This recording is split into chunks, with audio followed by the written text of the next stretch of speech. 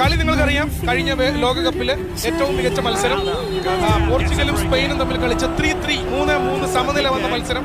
അതിൽ 2-3 പോർച്ചുഗൽ പിറകിൽ നിൽക്കുമ്പോൾ ഇഞ്ചുറി ടൈമിൽ 91ാമത്തെ മിനിറ്റിലാണ് വാസ്തവത്തിൽ ആ ഫ്രീ കിക്ക് പോർച്ചുഗലിന് കിട്ടുന്നത്. Free kick for Portugal. Ronaldo വരുന്നു ആ ഫ്രീ കിക്ക് എടുക്കാൻ. റൊണാൾഡോ, നിങ്ങളിത് കാണുക.